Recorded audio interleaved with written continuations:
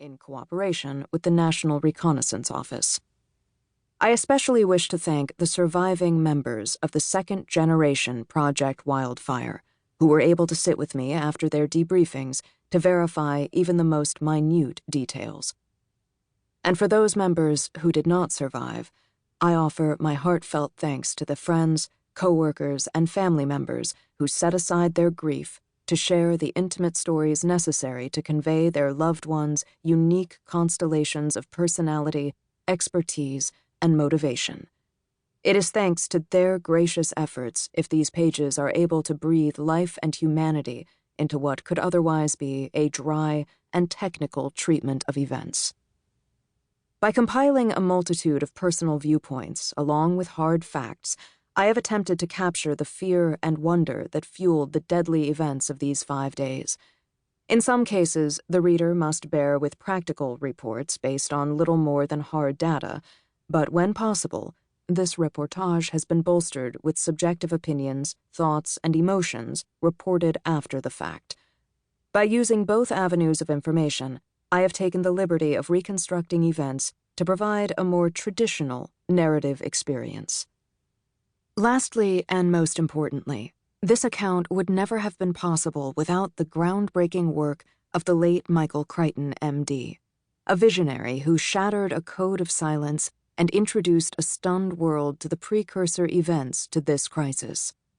The original account of the Andromeda strain, published 50 years ago, opened the eyes of millions of readers to the great potential and dire limitations of scientific progress. Along with countless others, I am forever in awe of, and deeply indebted to, Crichton's contributions. It may seem disheartening that this new crisis unfolded along the same fault lines of human hubris, miscommunication, and plain bad luck as the first Andromeda incident.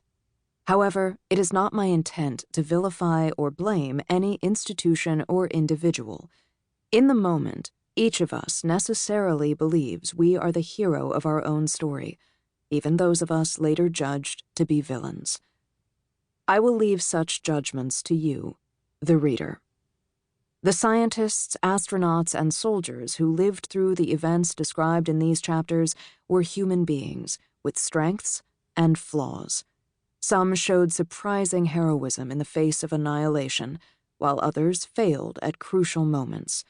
But none acted in vain, for, at the very least, we, all of us, are still here, still alive to read and learn from this unlikely chronicle of human survival, a saga known now by its code name, the Andromeda Evolution.